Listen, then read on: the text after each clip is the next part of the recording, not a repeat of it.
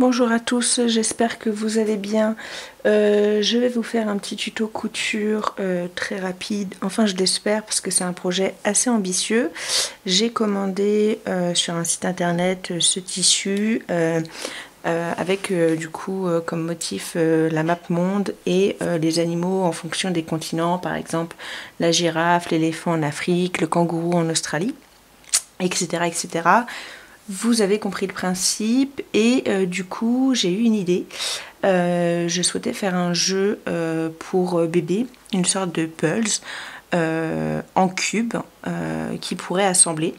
Donc j'ai choisi ce motif comme ligne directrice et j'ai bien sûr dans un premier temps mesuré la hauteur de mon motif et la largeur du motif. En revanche, là, ça fait, je crois, 24 de haut par 36 de large, ce qui me donne 6 cubes de 12 par 12, donc 1 cube, 2 cubes, 3 cubes, 4 cubes, 5 et 6 cubes. Donc par la suite, je vais venir découper mes 6 parties que je vais pouvoir assembler par la suite pour faire un puzzle pour enfants. Donc voici mes 6 cubes assemblés et découpés. J'ai vérifié du coup que chaque carré de tissu soit dans le bon cube. Donc cube numéro 1, numéro 2, numéro 3, numéro 4, numéro 5, numéro 6.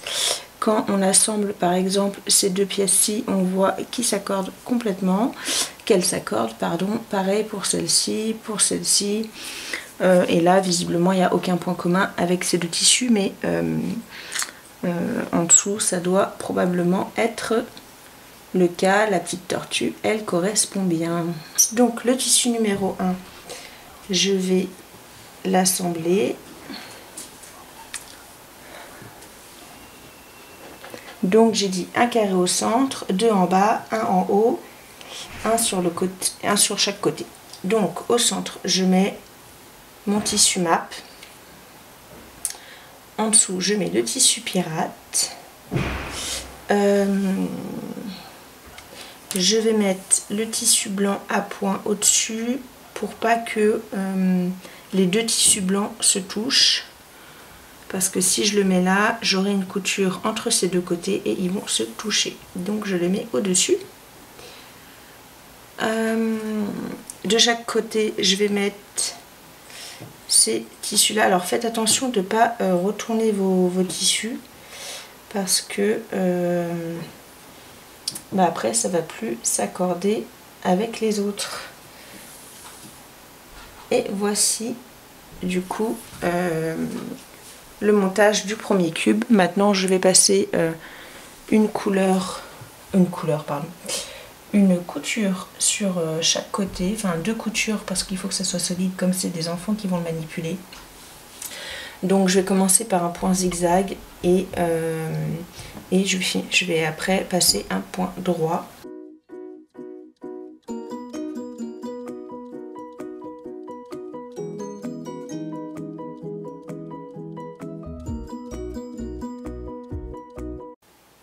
Donc voici ce que ça donne, un point zigzag avec un point droit.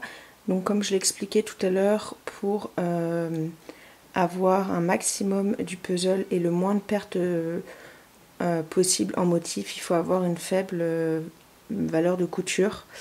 Donc là j'ai même pas 0,5, hein, je dois avoir 0,3 mm. Et donc du coup quand vous retournez sur l'extérieur, ça donne ceci. Donc maintenant que vous avez assemblé le cœur du cube avec le tissu du haut, vous faites pareil avec le côté de chaque tissu, à savoir le bas du tissu bleu avec le haut du tissu pirate, le bas du tissu pirate avec le haut du tissu lama. Donc voici, j'ai assemblé tous les morceaux du cube numéro 1, assemblés ces deux côtés ces deux côtés, ces deux côtés et ces deux côtés, toujours en gardant du coup la même valeur de couture. Donc en l'occurrence moi c'est plus ou moins 3 mm. Je vous conseille quand même de prendre 5 mm. Une fois que vous avez assemblé tous les côtés de votre cube sauf un, donc vous retournez sur l'endroit.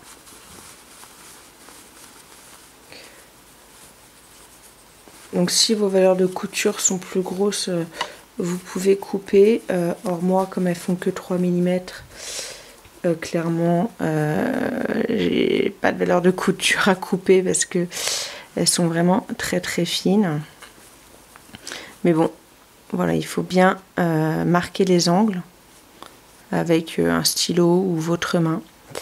Donc voici le cube sur l'endroit. Donc on a nos faces comme ceci.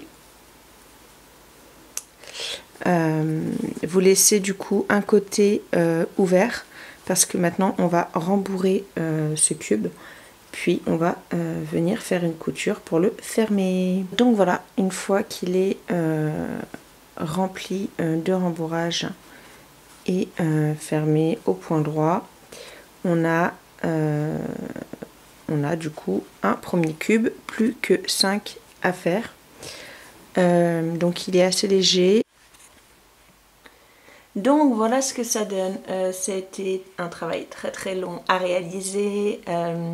Ça demande une quantité de rembourrage assez conséquente parce que j'avais entamé un paquet de 500 grammes et j'en ai au moins mangé la moitié. Mais bon, voilà, le puzzle est fait. Donc comme vous pouvez le voir, toutes les faces